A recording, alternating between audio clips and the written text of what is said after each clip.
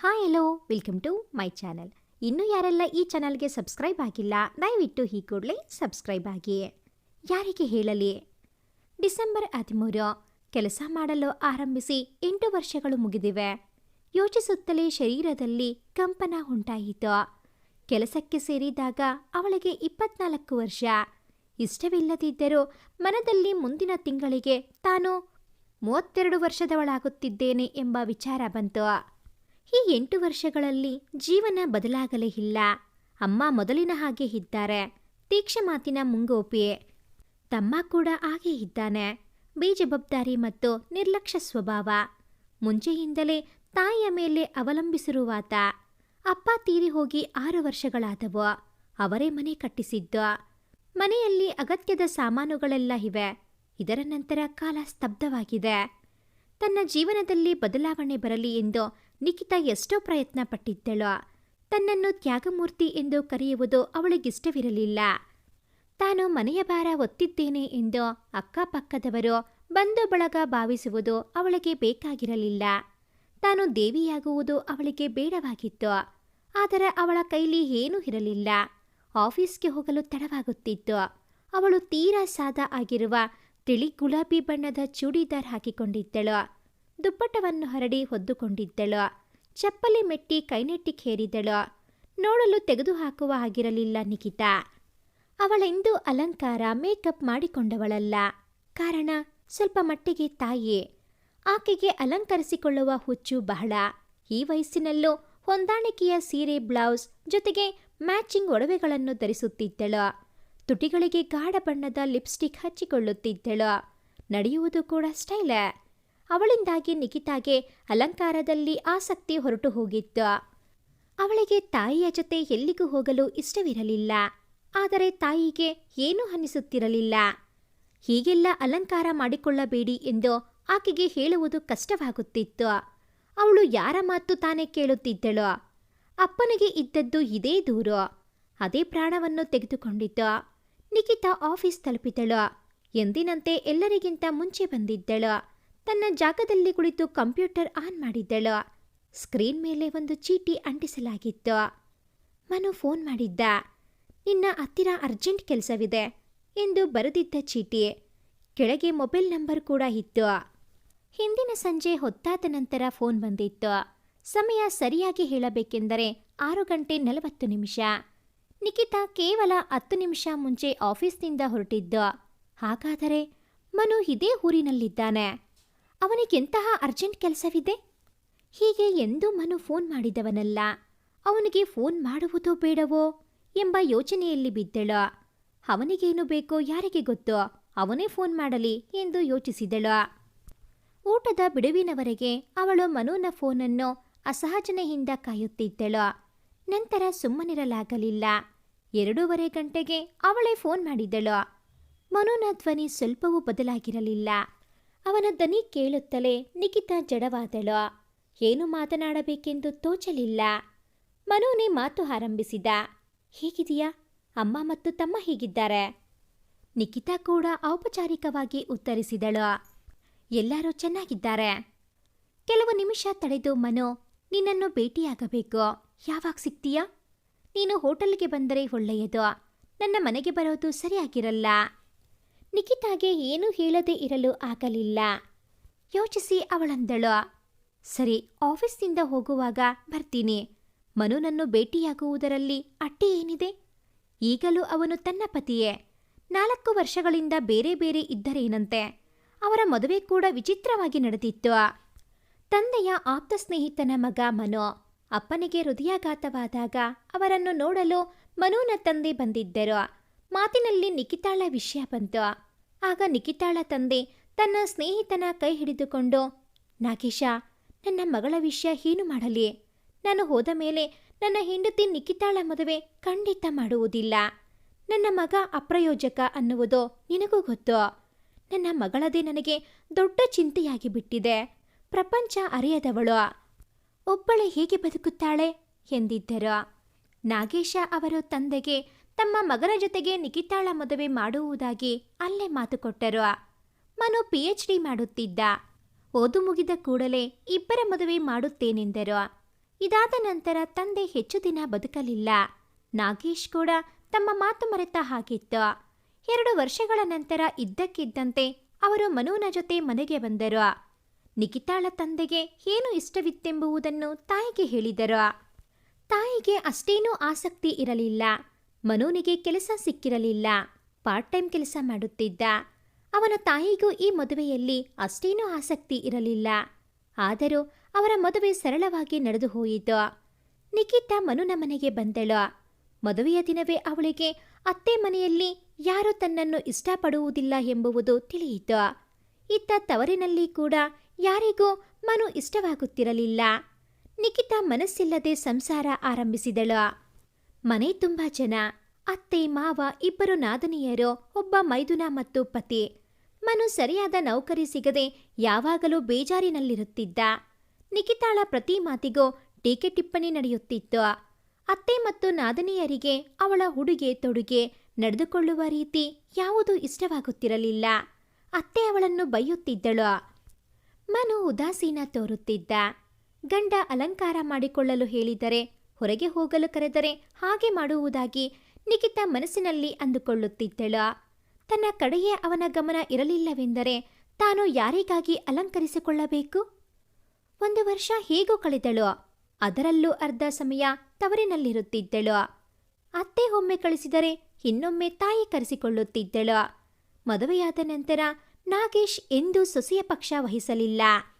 ಅವಳ ಜೊತೆ ತನಗೇನೂ ಸಂಬಂಧವಿಲ್ಲದಂತೆ ಇದ್ದು ಬಿಟ್ಟ. ಹೇಗಿದ್ದೀಯಾ, ನಿನಗೆ ಏನು ಬೇಕು ಎಂದು ಕೂಡ ಕೇಳಲಿಲ್ಲ. ನಿಖಿತಾ ಬೆಳಗ್ಗೆ ಎದ್ದವಳೆ ಮನೆ ಕೆಲಸ ಮುಗಿಸಿಕೊಂಡು ಕೆಲಸಕ್ಕೆ ಹೊರಟು ಹೋಗುತ್ತಿದ್ದಳು. ಆಗ ಮನು ಮಲಗಿರುತ್ತಿದ್ದ. ಸಂಜೆ ಅವಳು ಬಂದಾಗ ಅವನು ಮನೆಯಲ್ಲಿರುತ್ತಿರಲಿಲ್ಲ. ರಾತ್ರಿ ಅವನು ಬಹಳ ತಡವಾಗಿ ಬರುತ್ತಿದ್ದ. ಏನಾದರೂ ಕೇಳಿದರೆ ಕೆಲಸ ಹುಡುಕಲು ಹೋಗಿದ್ದೆ, ಪೋಲಿಯಾಲಿಯಕ್ಕಲ್ಲ ಎಂಬ ಉತ್ತರ ಬರುತ್ತಿತ್ತು. ನಿಖಿತಾ ಅಲ್ಲಿ ಕಳೆದ ದಿನಗಳು ಬಹಳ ಕೆಟ್ಟದಾಗಿದ್ದವು. ತವರಿನಲ್ಲಿ ಎಲ್ಲ ಸರಿಯಾಗಿತ್ತು ಅಂತಲ್ಲ. ಸೋಮಾರಿತಮ್ಮ ಮತ್ತು ಫ್ಯಾಷನಬಲ್ ತಾಯಿ. ಜೀವನ ಸುಲಭವಾಗಿರಲಿಲ್ಲ. ತಮ್ಮ ದುಡ್ಡು ಕೇಳಲು ಆಫೀಸ್ಗೆ ಬರುತ್ತಿದ್ದ. ತಾಯಿ ಮಗ ಸೇರಿಕೊಂಡು ತಂದೆ ಕಷ್ಟಪಟ್ಟು ಸಂಪಾದಿಸಿಟ್ಟಿದ್ದ ಹಣವನ್ನು ಮಜಾ ಉಡಾಯಿಸುತ್ತಿದ್ದರು. ಒಂದು ದಿನ ನಿಖಿತಾಗೆ ತಾನಿನ್ನು ಮನುನ ಜೊತೆ ಆ ಮನೆಯಲ್ಲಿ ಇರಲು ಸಾಧ್ಯವಿಲ್ಲ ಅನಿಸಿತು. ಅತ್ತೆ ನಾದನಿಯರ ಬೈಗುಳಕ್ಕೆ ಅವಳು ಜವಾಬು ಕೊಡುತ್ತಿರಲಿಲ್ಲ. ಆದರೆ ಆ ದಿನ ನಿಖಿತಾಳ ಆಫೀಸ್ನಲ್ಲಿ ಆಡಿಟಿಂಗ್ ಕೆಲಸ ನಡೀತಿತ್ತು. ಅವಳು 2 ದಿನ ಮೊದಲೇ ತಾನು ಇಡೀ ವಾರ ಮನೆಗೆ ಬರುವುದು ತಡವಾಗುತ್ತೆ ಎಂದು ಹೇಳಿದ್ದಳು. ಅತ್ತೆ ಏನೂ ಹೇಳಿರಲಿಲ್ಲ. ಅಂದು ರಾತ್ರಿ ಅವಳು ಸುಸ್ತಾಗಿ 9 ಗಂಟೆಗೆ ಮನೆಗೆ ಬಂದಾಗ ಮನೆಗೆ ಬೀಗ ಹಾಕಿತ್ತು. ಅರ್ಧ ಗಂಟೆ ಬಾಗಿಲು ಕಾಯ್ದು ನಂತರ ಪಕ್ಕದ ಮನೆಯ ಬಾಗಿಲು ತಟ್ಟಿದಳು. ಆಗ ಮನೆಯವರೆಲ್ಲರೂ ಮೈಸೂರಿಗೆ ಹೋಗಿದ್ದಾರೆಂದು ತಿಳಿಯಿತು. ಸಂಜೆ ಅತ್ತೆಯ ಸೋದರತ್ತೆ ಮಗಳು ಬಂದಿದ್ದಳು. ಅವಳ ಎಲ್ಲರನ್ನೂ ಕರೆದುಕೊಂಡು ಹೋಗಿದ್ದಾಳೆ. ನಿಖಿತಾಳಿಗೆ ಕೋಪ ಬಂತು. ಎಲ್ಲರೂ ಹೋಗಲಿ, ಆದರೆ ಮನು ಹೇಗೆ ಹೋದರು? ಯಾರಿಗೂ ತನ್ನ ಬಗ್ಗೆ ಕಿಂಚಿಂತೂ ಕಾಳಜಿ ಇಲ್ಲವೇ? ಹೇಗೋ ಮಾಡಿ ಪಕ್ಕದ ಮನೆಯವಳನ್ನು ಕೇಳಿದಳು. ನೀವು ಎಲ್ಲರೂ ಹೋಗುವುದನ್ನು ನೋಡಿದಿರಾ? ಇವರನ್ನು ಕೂಡ? ಹೌದು, ಮನುನೇ ಸಾಮಾನು ಹಿಡುತ್ತಿದ್ದ. ಜೀಪಿನಲ್ಲಿ ಹೋಗಿದ್ದಾರೆ. 3 ದಿನದ ನಂತರ ಬರ್ತೀವಿ ಅಂತ ಹೋದರು. ನಾನು ಹಾಗೂ ಮೆಲ್ಲಗೆ ನಿಖಿತಾ ಎಲ್ಲಿ ಕಾಣ್ತಾ ಇಲ್ವಲ್ಲ ಅಂದೆ. ಅವಳು ಆಫೀಸ್ನಿಂದ ಲೇಟಾಗಿ ಬರ್ತಾಳಲ್ಲ ಅಂತ ಹೇಳಿದರು. ಯಾರು ನನ್ನ ಮಾತಿಗೆ ಗಮನವನ್ನೇ ಕೊಡಲಿಲ್ಲ. ನಿನಗೆ ಗೊತ್ತಲ್ಲ ನಿನ್ನತ್ತೆ ಹೇಗೆ ಅಂತ? ನಿಖಿತಾಳ ಕಣ್ಣುಗಳು ತುಂಬಿ ಬಂದವು. ಎಲ್ಲರೂ ಹೋಗಿದ್ದಾರೆ, ಅದರಿಂದ ಏನೂ ದುಃಖವಿಲ್ಲ. ಆದರೆ ಮನು ಹೇಗೆ ಹೋದರು? ಹೃದಯದೊಳಗೆ ಕನ್ನಡಿ ಹೊಡೆದ ಹಾಗಾಯಿತು. ಗಾಜಿನ ಚೂರುಗಳು ತೀಕ್ಷ್ಣವಾಗಿ ಚುಚ್ಚತೊಡಗಿದವು. ಅವಳಿಗೆ ಅಳಲೂ ಆಗಲಿಲ್ಲ. ಆದರೆ ಆ ದಿನದ ನಂತರ ಅವಳು ತನ್ನೊಳಗಿನ ದ್ವೇಷವನ್ನು ಬಚ್ಚಿಡುವುದನ್ನು ಚೆನ್ನಾಗಿ ಕಲಿತುಕೊಂಡಳು. ರಾತ್ರಿ 11 ಗಂಟೆಗೆ ಟ್ಯಾಕ್ಸಿ ಮಾಡಿಕೊಂಡು ಅವಳು ತಾಯಿಯ ಮನೆಗೆ ಹೋದಳು. ಅಲ್ಲಿಗೆ ಬರಲು ಯಾವ ಉತ್ಸಾಹ ಇರಲಿಲ್ಲ. ತಾಯಿಯೇ ಬಾಗಿಲು ತೆರೆದಳು. ಟಿವಿಯಲ್ಲಿ ಬರುತ್ತಿದ್ದ ಧಾರಾವಾಹಿ ನೋಡಿಯೇ ಇದ್ದಳು. ಧಾರಾವಾಹಿಯ ನಾಯಕಿಯ ಮೇಲೆ ದುಃಖಗಳ ಪರ್ವತವೇ ಮುಗುಚಿ ಬಿದ್ದಿರುತ್ತದೆ. ಅತ್ತೆಯ ಮನೆಯವರು ಅವಳನ್ನು ಮನೆಯಿಂದ ಹೊರ ಹಾಕಿದ್ದಾರೆ. ಗಂಡ ಬೇರೊಬ್ಬ ಹೆಂಗಸಿನ ಜೊತೆ ಇರಲು ಶುರು ಮಾಡಿದ್ದಾನೆ. ಇದನ್ನು ನೋಡಿ ಅವಳು ಅಳುತ್ತಿದ್ದಳು. ಆದರೆ ತನ್ನ ಸ್ವಂತ ಮಗಳು ಯಾವ ಸ್ಥಿತಿಯಲ್ಲಿದ್ದಾಳೆ ಅನ್ನುವುದರ ಬಗ್ಗೆ ಅವಳಿಗೆ ಗಮನವೇ ಇರಲಿಲ್ಲ. ತಾನು ಯಾವ ಸ್ಥಿತಿಯಲ್ಲಿರಬೇಕೆಂಬುದನ್ನು ನಿಖಿತಾ ಅರ್ಥ ಮಾಡಿಕೊಂಡಳು. ಮರುದಿನ ಅವಳು ಅಲ್ಲಿಂದಲೇ ಆಫೀಸ್ಗೆ ಹೊರಟಳು. ತಾಯಿ ಪ್ರಶ್ನಿಸಿದಾಗ ಸಹಜವಾಗಿ ಹೇಳಿದಳು, ನಾನಲ್ಲಿಗೆ ಹೋಗುವುದಿಲ್ಲ ಅಮ್ಮ, ಇಲ್ಲೇ ಇರ್ತೀನಿ. ತಾಯಿ ವಿಷಯ ಏನು ಅಂತ ಕೆದಕಿ ಕೇಳಿದ್ದಳು. ಮನುನ ಜೊತೆ ಇರುವುದು ಕಷ್ಟ ಅಂತ ಉತ್ತರಿಸಿದಳು ನಿಖಿತಾ. ಅವನಿಗೆ ತನ್ನ ಅಗತ್ಯವಿಲ್ಲ. ಗಂಡಸರ ಸ್ವಭಾವವೇ ಹಾಗೆ. ಬೇರೊಬ್ಬ ಹೆಂಗಸಿನೊಂದಿಗೆ ಏನೋ ಚಕ್ಕ ನಡೆಸಿದ್ದಾನೆ ಅಂತ ಕಾಣುತ್ತೆ. ತಾಯಿ ಟೀಕೆ ಮಾಡಿದ್ದಳು. ನಿಖಿತಾ ಉತ್ತರಿಸಲಿಲ್ಲ. ಮೇಲ್ನೋಟಕ್ಕೆ ಅವಳ ಜೀವನ ಹಳೆಯ ಮೇಲೆ ಬಂದಿದ್ದೆ ಅನಿಸುತ್ತಿತ್ತು. ಆದರೆ ಹಾಗಾಗಿರಲಿಲ್ಲ. ಅವಳು ಮನುನನ್ನು ನೆನಪು ಮಾಡಿಕೊಳ್ಳದ ದಿನವೇ ಇರಲಿಲ್ಲ. ಒಮ್ಮೆ ಕೋಪದಿಂದ, ಒಮ್ಮೆ ಆಕ್ರೋಶದಿಂದ, ಮತ್ತೊಮ್ಮೆ ಸಂಶಯದಿಂದ. ಅವಳು ಮನುನ ಜೊತೆ ಕಳೆದ ಸ್ವಲ್ಪ ದಿನಗಳಲ್ಲಿ ಪ್ರೀತಿ ಅನ್ನುವುದು ಇರಲಿಲ್ಲ. ಹನಿಮೂನ್ಗೆಂದು ಅವರೆಲ್ಲಿಗೂ ಹೋಗಿರಲಿಲ್ಲ. ಆಮೇಲೆ ಹೋದರಾಯ್ತು. ಮೊದಲು ಒಳ್ಳೆ ಕೆಲಸ ಸಿಗಲಿ ಎಂದು ನಿಖಿತಾಳೆ ಹೇಳಿದ್ದಳು. ಇಬ್ಬರೂ ಒಟ್ಟಿಗೆ ಒಂದು ಸಲ ಸಿನಿಮಾ ನೋಡಲು ಹೋಗಿದ್ದರು. 2 ಸಲ ಹೋಟೆಲ್ಗೆ ಊಟ ಮಾಡಲು. ಮನುನ ಜೊತೆ ಏಕಾಂತದಲ್ಲಿ ಕಳೆದ ಕ್ಷಣಗಳು ಅವಳಲ್ಲಿ ರೋಮಾಂಚನ ಉಂಟು ಮಾಡಲಿಲ್ಲ. ಬೇರೆಯಾದ ವಾರದ ನಂತರ ಮನು ಆಫೀಸ್ಗೆ ಫೋನ್ ಮಾಡಿದ್ದ. ಅವನು ಸಿಟ್ಟಿನಿಂದ ಕೇಳಿದ, ನೀನ್ಯಾಕೆ ಮನೆಗೆ ಬರಲಿಲ್ಲ? ನಿಖಿತಾ ತಣ್ಣಗೆ ಉತ್ತರಿಸಿದಳು, ಅಲ್ಲಿ ಯಾರಿಗೂ ನನ್ನ ಅಗತ್ಯವಿಲ್ಲ. ತಡೆದು ಮನು ಹೇಳಿದ, ಹೀಗೇಕೆ ಮಾಡ್ತೀಯಾ? ಡಂಗೂರ ಬಾರಿಸಿ ಹೇಳಬೇಕಾದ ಅಗತ್ಯ ಇದೆಯಾ? ಅಲ್ಲಿ ನಾನು ಬೇಡವಾದ ವ್ಯಕ್ತಿ ಅಂತ ಡಂಗೂರ ಬಾರಿಸಿ ಹೇಳುತ್ತಿರುವಾಗ ಇಲ್ಲಿ ಯಾಕೆ ಹೇಳಬಾರದು? ಇದಾದ ನಂತರ ಅಲ್ಲಿಂದ ಫೋನ್ ಬರಲಿಲ್ಲ. ನಿಖಿತಾಳ ಜೀವನ ಕಾಳಿ ಹಲಿಗಳ ಮೇಲೆ ಸಾಗತೊಡಗಿತ್ತು. ಅದೇ ಆಫೀಸ್, ಅದೇ ಅಮ್ಮ ಮತ್ತು ಅದೇ ತಮ್ಮ.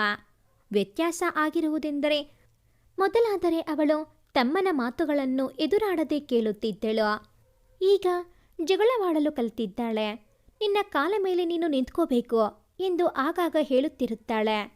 ತಾಯಿಗೆ ತನ್ನ ವಯಸ್ಸಿಗೆ ತಕ್ಕ ಹಾಗೆ ಉಡುಗೆ ತೊಡುಗೆ ಮಾತುಕತೆ ಇರಬೇಕು ಅಂತ ತಿಳಿಸಿ ಹೇಳಿದ್ದಾಳೆ. ತಾಯಿ ಕೂಡ ನಿಖಿತಾಳೆಂದರೆ ಈಗ ಸ್ವಲ್ಪ ಭಯ ಪಡುತ್ತಾಳೆ. ನಿಖಿತಾಳಿಗೆ ವಯಸ್ಸಾಗತೊಡಗಿತು. ಆಫೀಸ್ನಲ್ಲಿ ಸೀತಾ ಹೇಳತೊಡಗಿದಳು, ನೀನು 2ನೇ ಮದುವೆ ಮಾಡಿಕೋ ನಿಖಿತಾ. ಎಲ್ಲಿಯವರೆಗೆ ಒಂಟಿ ಜೀವನ ಸಾಗಿಸ್ತೀಯಾ? ನಿಖಿತಾಳಿಗೂ ತನ್ನ ಒಂಟಿ ಜೀವನ ಸಾಕಾಗಿ ಹೋಗಿತ್ತು. ಅವಳ ವಯಸ್ಸಿನವರು ಜೊತೆಗೆ ಕೆಲಸ ಮಾಡುವ ಗೆಳತಿಯರೆಲ್ಲರಿಗೂ ಮದುವೆಯಾಗಿತ್ತು. ಅವರಿಗೆ ಮಕ್ಕಳೂ ಇದ್ದರು. ಅವರ ಮಧ್ಯೆ ತಾನು ಒಂಟಿ ಅನಿಸುತ್ತಿತ್ತು. ಅವರೆಲ್ಲ ಕುಟುಂಬ ಸಮೇತ ಸುತ್ತಾಡಲು ಹೋಗುತ್ತಿದ್ದರು. ಮಕ್ಕಳ ಪರೀಕ್ಷೆ ಮತ್ತು ರಜಾದಿನಗಳ ಬಗ್ಗೆ ಮಾತನಾಡುತ್ತಿದ್ದರು. ನಿಖಿತಾಳಿಗೆ ತಾನು ಅವರ ನಡುವೆ ಇದ್ದರೋ ಇಲ್ಲ ಎಂದೆನಿಸುತ್ತಿತ್ತು.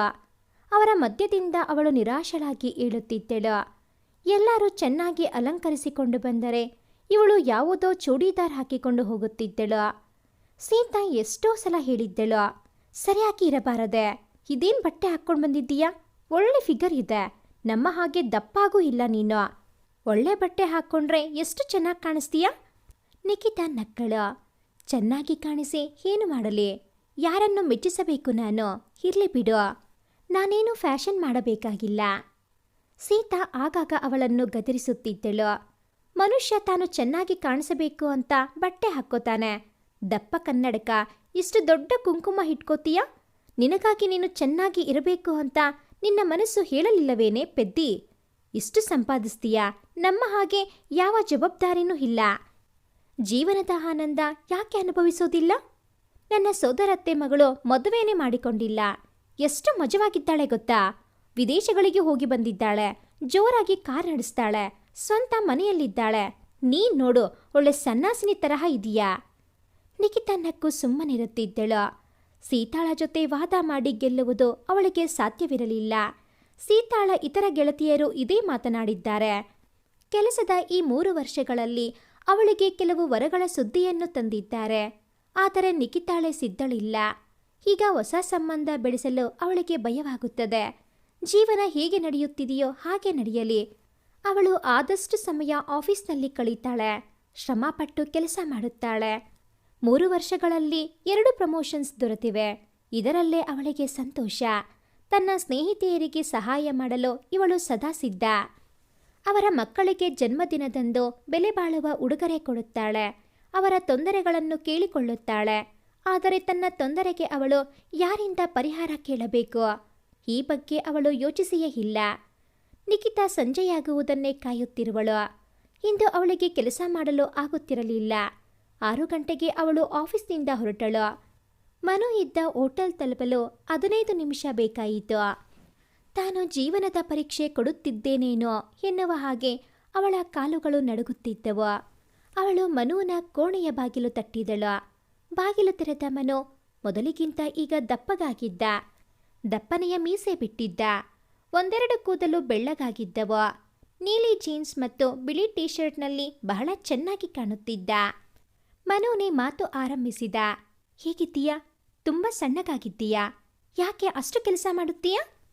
ನಿಖಿತಾ ನಕ್ಕಳು. ಕೆಲಸ ಏನೂ ಜಾಸ್ತಿ ಮಾಡಲ್ಲ, ಸಣ್ಣಗಾಗುವುದು ಒಳ್ಳೆಯದು. ಮನುನು ನಕ್ಕ. ಅದೇನೋ ಸರಿ. ನೀನು ಸುಮಾ ಮತ್ತು ಹುಮಾರನ್ನು ನೋಡಬೇಕು. ಎಷ್ಟು ದಪ್ಪಗಾಗಿದ್ದಾರೆ ಅಂದರೆ ಕುಳಿತುಕೊಳ್ಳೋದು ಹೇಳೋದು ಕೂಡ ಕಷ್ಟ ಆಗಿದೆ.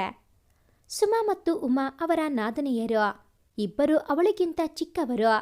ಇಬ್ಬರು ಅವಳ ಜೀವನವನ್ನು ನರಕ ಮಾಡುವುದರಲ್ಲಿ ಎಲ್ಲ ರೀತಿಯ ಪ್ರಯತ್ನ ಮಾಡಿದ್ದರು. ಕುಳಿತುಕೋ ನಿಖಿತಾ, ಏನ್ ತರಿಸಲಿ ಹೇಳು? ಕಾಫಿನೋ ಜ್ಯೂಸೋ? ಕಾಫಿ, ನಿಖಿತಾ ನಿಸ್ಸಂಕೋಚವಾಗಿ ಹೇಳಿದಳು. ನಿಖಿತಾ ಕಾಫಿ ಕುಡಿದ ಮೇಲೆ ಕೇಳಿದಳು. ಇಷ್ಟು ದಿನಗಳ ಮೇಲೆ ನನ್ನ ನೆನಪು ಹೇಗೆ ಬಂತು? ಏನಾದರೂ ವಿಶೇಷ ಇದೆಯಾ? ಮನು ತಡೆದು ಹೇಳಿದ. ವಿಷಯ ಇದೆ, ಆದರೆ ಹೇಗೆ ಹೇಳೋದು ಅರ್ಥ ಆಗ್ತಿಲ್ಲ. ನಿಖಿತಾ ಅಚ್ಚರಿಯಿಂದ ಅವನನ್ನೇ ನೋಡಿದಳು. ಮನು ನಿಧಾನವಾಗಿ ನುಡಿದ. ನೋಡು ನಿಖಿತಾ, 4 ವರ್ಷಗಳಿಂದ ನಾವು ಬೇರೆ ಬೇರೆ ಇದ್ದೇವೆ. ನಾವು ಒಟ್ಟಿಗೆ ಇದ್ದದ್ದಾದರೂ ಯಾವಾಗ ಅಂತ ನೀನು ಕೇಳಬಹುದು. ಕೆಲವು ದಿನಗಳಿಂದ ಅಮ್ಮ ನನ್ನನ್ನು ಮತ್ತೆ ಮದುವೆ ಮಾಡಿಕೊ ಅಂತಿದ್ದಾಳೆ. ಮನು ಅವಳ ಮುಖವನ್ನೇ ನೋಡಿದ. ಅವಳು ಶಾಂತವಾಗಿದ್ದಳು. ನಿನಗೆ ಗೊತ್ತಲ್ಲ, ನನಗೀಗ ಗೆಜೆಟೆಡ್ ಆಫೀಸರ್ ಹುದ್ದೆ ಸಿಕ್ಕಿದೆ ಅಂತ. ಸೆಟಲ್ ಆಗಿದ್ದೀನಿ ಈಗ. ಸುಮಾ ಹುಮಾರದು ಆಗಲೇ ನಿಶ್ಚಿತಾರ್ಥ ಆಗಿತ್ತು. ಮನೆ ನೋಡಿಕೊಳ್ಳುವವರು ಯಾರೂ ಇಲ್ಲ. ಜೀವನ ಸಂಗಾತಿ ಇಲ್ಲದೆ ಜೀವನದ ಗಾಡಿ ನಡೆಸೋದು ಕಷ್ಟ ಅಂತ ನನಗೂ ಅನಿಸ್ತಿದೆ. ಮನು ಮುಂದುವರಿಸಿ ಹೇಳಿದ. ನಿಖಿತಾಳ ಮುಖ ಬಿಳಿಚಿಕೊಂಡಿತ್ತು. ಅವಳೀಗ ಬಿದ್ದು ಬಿಡ್ತಾಳೇನೋ ಅನ್ನುವಂತಿತ್ತು. ಮನು ಮತ್ತೆ ಮದುವೆಯಾಗಲು ಇಷ್ಟಪಡ್ತಿದ್ದಾನೆ. ಅಂದರೆ ಅವನು... ಮನುನಿಗೆ ಅವಳ ಮನದ ಮಾತು ಅರ್ಥವಾಯಿತು. ನಿನಗೂ ಒಬ್ಬ ಸಂಗಾತಿಯ ಅವಶ್ಯಕತೆ ಇದೆ ನಿಖಿತಾ. ನೀನು ಮೊದಲಿದ್ದ ಹಾಗೆ ಇದ್ದೀಯಾ, ಬದಲಾಗಿಲ್ಲ. ನಾವು ವಿಚ್ಛೇದನ ಪಡೆದರೆ ಇಬ್ಬರು ಹೊಸ ಜೀವನ ಶುರು ಮಾಡಬಹುದು. ನಿಖಿತಾಳ ಕಣ್ಣುಗಳಲ್ಲಿ ಬಿಸಿ ಕಣ್ಣೀರು ತುಂಬಿಕೊಂಡು ಮುಖ ಬಿಸಿಯಾದಂತಾಯಿತು. ಮುಖ ಮುಚ್ಚಿಕೊಂಡು ಕಣ್ಣೀರು ಒರೆಸಿಕೊಂಡಳು. ಮನುನ ಎದುರಿಗೆ ತನ್ನ ದೌರ್ಬಲ್ಯ ತೋರಿಸಬಾರದು. ಮನುನ ಧ್ವನಿಯಲ್ಲಿ ವಿನಯವಿತ್ತು. ಐಮ್ ಸಾರಿ ನಿಖಿತಾ, ನಿನಗೆ ದುಃಖ ಕೊಡಲು ನನಗಿಷ್ಟವಿಲ್ಲ. ಆದರೆ ಇದನ್ನು ಬಿಟ್ಟರೆ ಬೇರೆ ದಾರಿನೂ ಇಲ್ಲ. ನಿಖಿತಾ ಬಲವಂತದ ನಗೆ ಬೀರಿದಳು. ನೀವು ಮೊದಲ ಸಲ ನನಗೆ ದುಃಖವಾಗಬಾರದೆಂದು ಯೋಚಿಸಿದಿರಿ. ನನಗೆ ತುಂಬ ಸಂತೋಷವಾಗುತ್ತಿದೆ. ಹೇಳಿ, ಎಲ್ಲಿ ಸಹಿ ಮಾಡಲಿ? ಮನು ಅದಕ್ಕೆ, ನಾವು ನಾಳೆ ವಕೀಲರ ಹತ್ತಿರ ಹೋಗೋಣ. ಪರಸ್ಪರ ಒಪ್ಪಿಗೆಯಿಂದ ವಿಚ್ಛೇದನ ತಗೊಳ್ಳೋದು ಸುಲಭ. ಕೋರ್ಟು ಕಚೇರಿ ಅಂತ ಅಲಿಯೋದು ತಪ್ಪುತ್ತೆ. ನಿಖಿತಾ ಎದ್ದಳು.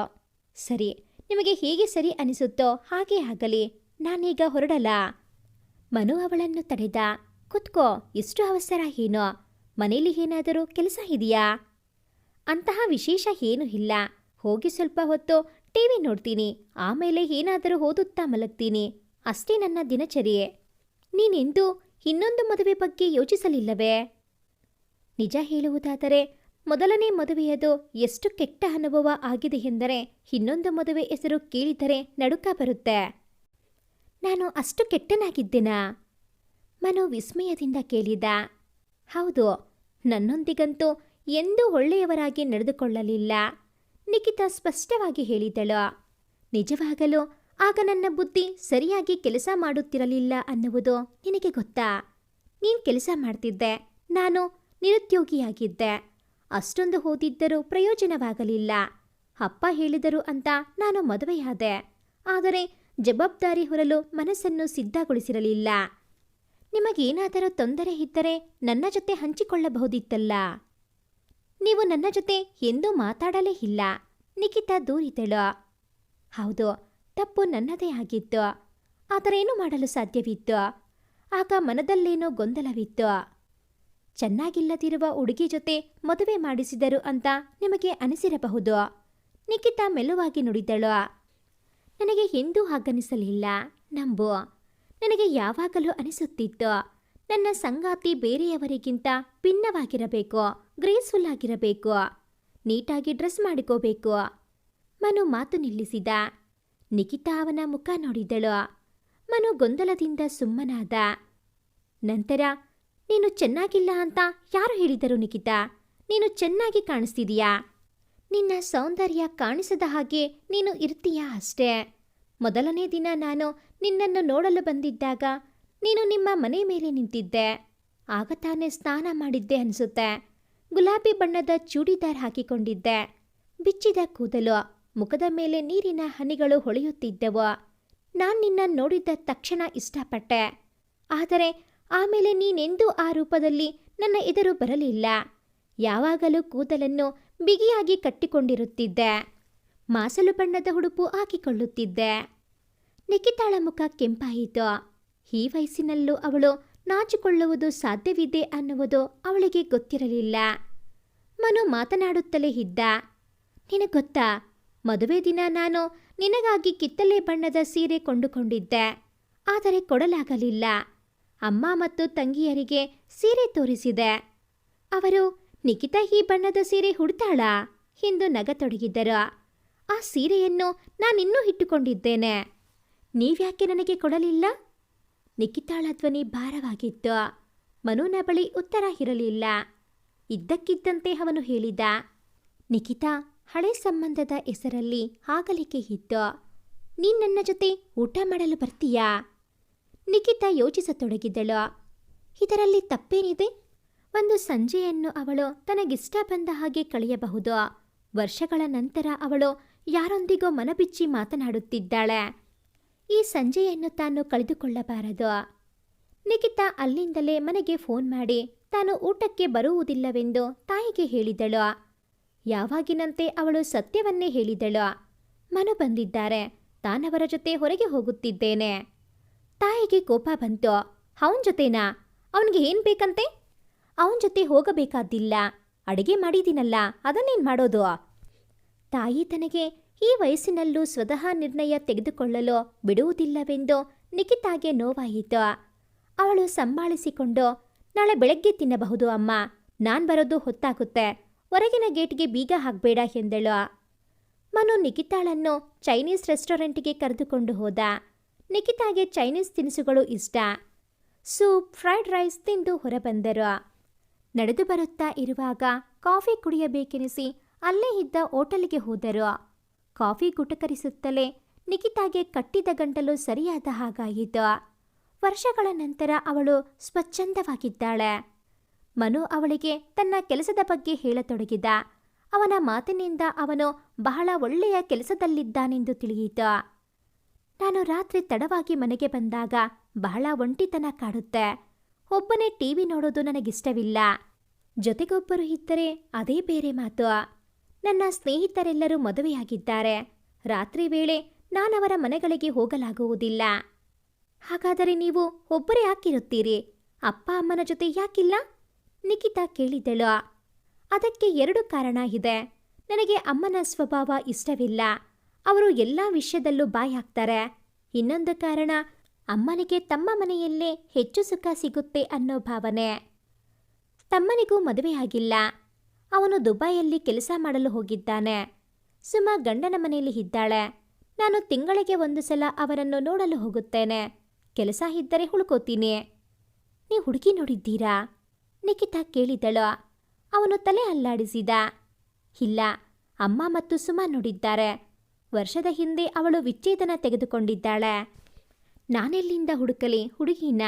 ನನ್ನದು ನಿನ್ನ ಸ್ಥಿತಿಯ ಹಾಗೆ ಇದೆ. ಒಬ್ಬ ಹುಡುಗಿ ಒಮ್ಮೆ ಇಷ್ಟವಾಗಿದ್ದಳು. ಗುಲಾಬಿ ಬಣ್ಣದ ಚೂಡಿದಾರ್ ಹಾಕಿದ್ದಾಕೆ. ಬಹುಶಃ ಆಗ ಪರಿಸ್ಥಿತಿ ಸರಿಯಾಗಿರಲಿಲ್ಲ. ಸರಿ ಬಿಡು, ಇವತ್ತು ನಿನ್ನ ಜೊತೆ ಹೀಗೆ ಮಾತಾಡ್ತಿರೋದು ಬಹಳ ಹಿತವಾಗಿದೆ. ನಿಖಿತಾ, ಜೀವನದಲ್ಲಿ ಬಹುಶಃ ಮೊದಲ ಬಾರಿ ನಾವಿಬ್ಬರು ಇಷ್ಟು ಹೊತ್ತಿನ ತನಕ ಮನಬಿಚ್ಚಿ ಮಾತಾಡ್ತಿದ್ದೀವಿ ಅಲ್ವಾ? ಹೌದು. ನಿಖಿತಾಗೆ ಇಷ್ಟೇ ಹೇಳಲು ಸಾಧ್ಯವಾಯಿತು. ಅವಳು ಸ್ವಲ್ಪ ಯೋಚಿಸಿ ಹೇಳಿದಳು. ನನ್ನ ಮನಸ್ಸಿನಲ್ಲಿ ಒಂದು ನೋವಿದೆ. ನಿಮ್ಮಲ್ಲಿ ಬಹಳ ಕೆಟ್ಟ ವಿಷಯ ಯಾವುದು ಗೊತ್ತಾ? ಎಲ್ಲರೂ ನನಗೆ ಹೇಳದೆ ಮೈಸೂರಿಗೆ ಹೋಗಿದ್ದು ನನಗೆ ಬೇಜಾರಿಲ್ಲ. ಆದರೆ ನೀವು ನನ್ನ ಪರ ನಿಲ್ಲಲಿಲ್ಲ. ನೀವು ಎಲ್ಲರ ಜೊತೆ ಹೊರಟು ಹೋದಿರಿ. ನನಗೆ ಎಷ್ಟು ದುಃಖವಾಯಿತೆಂದರೆ ಆತ್ಮಹತ್ಯೆ ಮಾಡಿಕೊಳ್ಳೋಣವೆನಿಸಿತು. ಆವತ್ತೇ ನಾನು ನನ್ನ ಮತ್ತು ನಿಮ್ಮ ದಾರಿ ಬೇರೆ ಬೇರೆ ಎಂದು ತೀರ್ಮಾನಿಸಿದೆ. ಮನು ಆಶ್ಚರ್ಯದಿಂದ ಅವಳ ಮುಖ ನೋಡಿದ. ಆದರೆ ನಾನು ಅವತ್ತೇ ವಾಪಸ್ ಬಂದೆ. ನಾನು ಹೋಗುವ ಪ್ಲಾನೇ ಇರಲಿಲ್ಲ. ಆ ದಿನಗಳಲ್ಲಿ ನೀನು ಆಫೀಸ್ನಿಂದ ತಡವಾಗಿ ಬರುತ್ತಿದ್ದೆ. ಅದಕ್ಕೆ ನಾನು ಮರುದಿನ ಇಂಟರ್ವ್ಯೂಗೆ ತಯಾರಾಗಲು ಸ್ನೇಹಿತನ ಮನೆಗೆ ಹೋಗೋಣ ಎಂದುಕೊಂಡೆ. ನಾನು ವಾಪಸ್ ಬಂದಾಗ ನೀನು ತವರಿಗೆ ಹೋಗಿದ್ದೀಯಾ ಅಂತ ಪಕ್ಕದ ಮನೆಯವರು ಹೇಳಿದರು. ಅದೇಗೆ ನೀನು ಹೋದೆ ಅಂತ ತುಂಬ ಕೋಪ ಬಂತು. ಅದಕ್ಕೆ 2 ದಿನ ನಿನಗೆ ಫೋನ್ ಮಾಡಲಿಲ್ಲ. ಆಮೇಲೆ ಫೋನ್ ಮಾಡಿದಾಗ ನೀನು ಹೊರಟಾಗಿ ಮಾತಾಡಿದೆ. ನಾನು ಹೇಳಿದ್ದು ಕೂಡ ನಿನ್ನ ಮೇಲೆ ಪ್ರಭಾವ ಬೀರಲಿಲ್ಲ. ನೀವವತ್ತು ವಾಪಸ್ ಬಂದಿದ್ದೀರಾ? ನಿಖಿತಾಳ ಕಣ್ಣುಗಳು ಅಗಲವಾದವು. ಹೌದು, ಬೇಕಾದರೆ ಪಕ್ಕದ ಮನೆಯವರನ್ನು ಕೇಳು. ರಾತ್ರಿ ನಾನು ಅವರ ಮನೆಯಲ್ಲೇ ಊಟ ಮಾಡಿದೆ. ನಿಖಿತಾ ಸುಮ್ಮನಾದಳು. ಇಬ್ಬರ ನಡುವೆ ತಪ್ಪು ಅಭಿಪ್ರಾಯದ ಎಷ್ಟು ದೊಡ್ಡ ಗೋಡೆ ಇತ್ತೆಂಬುದು ಬಹುಶಃ ಇಬ್ಬರಿಗೂ ಗೊತ್ತಿರಲಿಲ್ಲ. ಮೌನವಾಗಿ ಕಾಫಿ ಕುಡಿದು ಹೊರಬಂದರು. ಇಬ್ಬರು ತಮ್ಮ ವಿಚಾರಗಳಲ್ಲಿ ಮುಳುಗಿದ್ದರು. ಇಂದು ಎಷ್ಟು ಚೆನ್ನಾಗಿ ಕಳೆಯಿತು. ನಾಳೆ ಇಬ್ಬರು ಬೇರೆ ಬೇರೆ ದಾರಿಗಳ ಪಯಣಿಗರಾಗುತ್ತೇವೆಂದು ನಿಖಿತಾ ಯೋಚಿಸುತ್ತಿದ್ದಳು. ಮನು ನಿಧಾನವಾಗಿ ನಡೆಯುತ್ತಾ ನಿಖಿತಾಳ ತೋಳಿಗೆ ತೋಳು ತಾಗಿಸಿದ. ಅವನ ಮುಖದ ಮೇಲೆ ತೆಳುವಾದ ನಗೆ ಮೂಡಿತ್ತು. ನಿಖಿತಾಳು ಕೂಡ ಮುಗುಳ್ನಕ್ಕಳು. ನಾವಿಬ್ಬರು ನಮ್ಮ ತಪ್ಪು ವಿಚಾರಗಳನ್ನು ದೂರ ಮಾಡಬೇಕೆಂದು ಮನಸ್ಸು ಮಾಡಿರುವಾಗ ನೀನು ನಿನ್ನ ಹಳೆಯ ರೂಪವನ್ನು ನೋಡುವ ಅವಕಾಶ ನನಗೆ ಕೊಡಬಾರದೇಕೆ ಎಂದು ಯೋಚಿಸುತ್ತಿದ್ದೇನೆ. ನಿಖಿತಾ ತಲೆ ಎತ್ತಿ ಅವನನ್ನು ನೋಡಿದಳು. ಅಲ್ಲೇ ಇದ್ದ ಸಿಮೆಂಟ್ ಬೆಂಚಿನ ಮೇಲೆ ಕುಳಿತಳು ನಿಖಿತಾ. ಮನು ಅವಳ ಕನ್ನಡಕ ತೆಗೆದು ಪಕ್ಕದಲ್ಲಿಟ್ಟ. ಕೂದಲಿಗೆ ಹಾಕಿದ್ದ ಕ್ಲಿಪ್ ತೆಗೆದು ಕೂದಲನ್ನು ಚೆದುರಿಸಿದ. ನಿಖಿತಾ ಮಾತಾಡದೆ ನೋಡುತ್ತಿದ್ದಳು. ಮನು ತನ್ನ ಮುಖವನ್ನು ಅವಳ ಮುಖದ ಸಮೀಪ ತಂದ. ಬಾಗಿದ ಅವಳ ಮುಖವನ್ನು ಬೊಗಸೆಯಲ್ಲಿ ಹಿಡಿದು ಮೇಲೆತ್ತಿ ಅವಳನ್ನೇ ನೋಡತೊಡಗಿದ. ನಿಖಿತಾ ಯಂತ್ರದಂತೆ ಅವನನ್ನೇ ನೋಡತೊಡಗಿದಳು. ಮನಸ್ಸು ಆತ್ರವಾಯಿತು. ಆ ಕ್ಷಣವನ್ನು ಅವಳು ತನ್ನ ಮನದಲ್ಲಿ ಬಂಧಿಸಿಟ್ಟುಕೊಂಡಳು. ಇದೇ ಅವಳ ಪ್ರೇಮದ ಆಸ್ತಿಯಾಗುತ್ತದೆ. ನಾಳೆಯಿಂದ ಅವಳು ತನ್ನ ಹಳೆಯ ಜೀವನದಲ್ಲಿ ಕೈದಿಯಾಗುತ್ತಾಳೆ. ಮನು ಪಿಸುಗುಟ್ಟಿದ. ನೀನೆಷ್ಟು ಚೆನ್ನಾಗಿ ಕಾಣಿಸ್ತಿದೀಯಾ, ಹೀಗೆ ಇರು. ಅವನ ಕೈ ಮುಖದಿಂದ ಜಾರಿ ರೇಷ್ಮೆಯಂತೆ ನಯವಾಗಿದ್ದ ಕೂದಲನ್ನು ಸವರತೊಡಗಿತು. ನಿಖಿತಾ ಕಣ್ಣು ಮುಚ್ಚಿಕೊಂಡಳು. ಮನುನ ದನಿ ಮೆಲುವಾಗಿತ್ತು. ನೀನು ನನ್ನ ಜೀವನದಲ್ಲಿ ಬಂದಾಗ ನಾನು ನಿನಗೇನು ಕೊಡಲಾಗಲಿಲ್ಲ. ಇದು ನನ್ನನ್ನು ಚುಚ್ಚುತ್ತಿದೆ. ಇಂದು ಕೊಡುವ ಸ್ಥಿತಿಯಲ್ಲಿದ್ದೇನೆ. ಆದರೆ ನೀನು ಬಹಳ ದೂರ ಹೋಗಿಬಿಟ್ಟಿದ್ದೀಯಾ. ದೂರದಲ್ಲೆಲ್ಲೋ ಗಂಟೆ ಬಾರಿಸಿದಾಗ ನಿಖಿತಾ ಎಚ್ಚೆತ್ತಳು. ಮನುನ ಹೋಟೆಲಿನಲ್ಲಿ ತನ್ನ ಗಾಡಿ ನಿಲ್ಲಿಸಿದ್ದಳು. ಅವಳು ಬಹಳ ಆತ್ಮವಿಶ್ವಾಸದಿಂದ ಗಾಡಿ ನಡೆಸುತ್ತಾ ಹೊರಟಳು. ನಾಳೆ ಮಧ್ಯಾಹ್ನ ವಕೀಲರ ಬಳಿ ಹೋಗಲು ಬರುವುದಾಗಿ ಹೇಳಿದಳು. ತಾಯಿ ಎಂದಿನಂತೆ ರಾತ್ರಿ ತಡವಾಗಿ ಬರುವ ಟಿವಿ ಧಾರಾವಾಹಿಯನ್ನು ನೋಡುತ್ತಿದ್ದಳು. ನಿಖಿತಾ ಬರುತ್ತಲೇ ಕಟುವಾಗಿ, ನೀನ್ ರಾತ್ರಿ ಬರೋದೇ ಇಲ್ಲ ಅಂತ ಅಂದ್ಕೊಂಡೆ. ನಿಖಿತಾ ಬಹಳ ತಣ್ಣಗಿನ ದನಿಯಲ್ಲಿ ಉತ್ತರಿಸಿದಳು. ಬರದೇ ಇದ್ದರೂ ಏನಾಗ್ತಿತ್ತಮ್ಮ? ನಾನ್ ನನ್ನ ಗಂಡನ ಜೊತೆ ತಾನೇ ಇದ್ದದ್ದು. ತಾಯಿ ಮೆತ್ತಗಾದಳು. ನಾನ್ ನಿನಗೆ ಕೆಟ್ಟದಾಗಲಿ ಅಂತ ಬಯಸಲಿಲ್ಲ. ನೀನ್ ಹೇಗಿದೀಯಾ ಅಂತ ಇಷ್ಟು ವರ್ಷಗಳಿಂದ ಕೇಳಲಿಲ್ಲ. ಹೀಗ್ಯಾಕ್ ಬಂದ? ಖಂಡಿತ ಏನೋ ಕೆಲಸ ಇರುತ್ತೆ. ಅವನಿಗಿನ್ನೂ ಕೆಲಸ ಸಿಕ್ಕಿಲ್ಲ ಅಂತ ನನಗನಿಸುತ್ತೆ. ಹೆಂಡತಿ ಸಂಪಾದನೆಯಲ್ಲಿ ಜೀವನ ಮಾಡಬಹುದಲ್ಲ ಅಂತ ಅಂದ್ಕೊಂಡಿರಬೇಕು ಅವನು. ನಿಖಿತಾಗೆ ತಾಯಿಯ ಮೇಲೆ ಕೋಪ ಬರಲಿಲ್ಲ. ಬದಲಿಗೆ ಅವಳು ತಾಯಿಯ ಕೊರಳನ್ನು ಪ್ರೀತಿಯಿಂದ ತೋಳಿನಿಂದ ಬಳಸುತ್ತಾ ಹೇಳಿದಳು, ಹೆಂಡತಿ ಸಂಪಾದನೆಯಲ್ಲಿ ತಿನ್ನುವ ಹಾಗಿದ್ರೆ 4 ವರ್ಷಗಳ ಹಿಂದೆಯೇ ತಿನ್ನಬಹುದಾಗಿತ್ತು. ಇವತ್ತು ಅವರು ನನ್ನಲ್ಲಿದ್ದ ತಪ್ಪು ಅಭಿಪ್ರಾಯ ದೂರಗೊಳಿಸಲು ಬಂದಿದ್ದರು. ವರ್ಷಗಳ ನಂತರ ನನಗೂ ಬೆಲೆ ಇದೆ ಅಂತ ಗೊತ್ತಾಯ್ತಮ್ಮ. ತಾಯಿ ಅಚ್ಚರಿಯಿಂದ ಅವಳನ್ನೇ ನೋಡಿದಳು. ನಿಖಿತಾ ಮುಗುಳ್ನಕ್ಕು ಹೇಳಿದಳು, ಏನಮ್ಮ ಹಾಗೆ ನೋಡ್ತಿದೀಯಾ? ನೀನು ತುಂಬ ಬದಲಾಗಿದ್ದೀಯಾ ಅಂತ ಅನ್ನಿಸುತ್ತೆ. ಎಷ್ಟೋ ವರ್ಷಗಳ ನಂತರ ನೀನಿಷ್ಟು ಖುಷಿಯಾಗಿದ್ದೀಯಾ? ಅಂಥದ್ದೇನು ನಡೆಯಿತು? ವಿಷಯ ಏನು ಅಂತ ಅಮ್ಮನಿಗೆ ಹೇಳಿಬಿಡಲೇ ಎನಿಸಿತು ನಿಖಿತಾಗೆ. ನಾಳೆ ವಿಚ್ಛೇದನದ ಪತ್ರಕ್ಕೆ ಸಹಿ ಹಾಕಲು ಹೋಗುತ್ತಿದ್ದಾಳೆ. ಮನುನ ಜೊತೆ ತನ್ನ ಸಂಬಂಧವನ್ನು ಶಾಶ್ವತವಾಗಿ ಕಡಿದುಕೊಳ್ಳುತ್ತಿದ್ದಾಳೆ. ಆದರೆ ಹೇಗೋ ಮನಸ್ಸಿನಲ್ಲಿ ಯಾವುದೇ ದೂರು ಇಲ್ಲ. ಮರುದಿನ ಎದ್ದಾಗ ಮನಸ್ಸು ಭಾರವಾಗಿತ್ತು. ಆಫೀಸ್ಗೆ ಫೋನ್ ಮಾಡಿ ತನಗೆ ಇಂದು ರಜೆ ಬೇಕೆಂದು ಹೇಳಿದಳು. ಬೀರುವಿನಿಂದ ತಿಳಿ ಗುಲಾಬಿ ಬಣ್ಣದ ಸೀರೆ ತೆಗೆದು ಹುಟ್ಟಳು.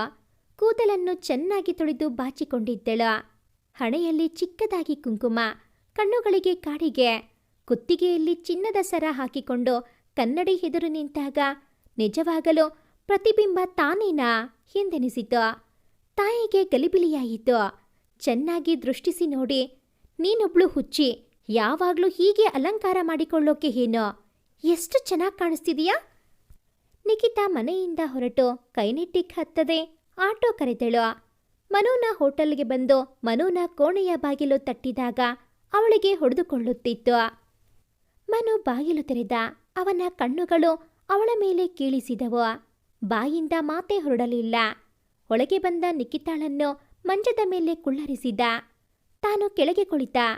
ಅವಳ ಕೈಯನ್ನು ತನ್ನ ಕೈಲಿ ತೆಗೆದುಕೊಂಡು, ನನ್ನ ಬಗ್ಗೆ ಇದ್ದ ದೂರು ಆಕ್ಷೇಪಗಳು ಎಲ್ಲ ದೂರವಾದವೋ ಅಥವಾ ಇನ್ನೂ ಬಾಕಿ ಇದೆಯೋ ಎಂದು ಕೇಳಿದ. ನಿಖಿತಾಳ ಕಣ್ಣುಗಳು ಹೊಳೆದವು. ಇನ್ನೂ ಬಹಳ ಬಾಕಿ ಇದೆ. ಇದಕ್ಕೆ ನಾವು ಒಂದು ಕೆಲಸ ಮಾಡಬೇಕಾಗುತ್ತದೆ. ಮನುನ ಕಣ್ಣುಗಳಲ್ಲಿ ತುಂಟತನವಿತ್ತು. ಏನು? ಜೀವನ ಪೂರ್ತಿ ಒಟ್ಟಾಗಿರಬೇಕು. ಹೇಳು, ನಿನ್ನ ಅಭಿಪ್ರಾಯ ಏನು?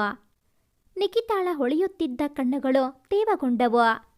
ಮನು ಎದ್ದು ಅವಳ ಬಳಿ ಬಂದ. ನಾವಿಬ್ಬರು ಎಂದೂ ಪರಸ್ಪರ ಅರ್ಥ ಮಾಡಿಕೊಳ್ಳುವ ಪ್ರಯತ್ನವನ್ನೇ ಮಾಡಲಿಲ್ಲ ನಿಖಿತಾ. ಈಗ ಹತ್ತಿರವಾಗಿದ್ದೀವಿ.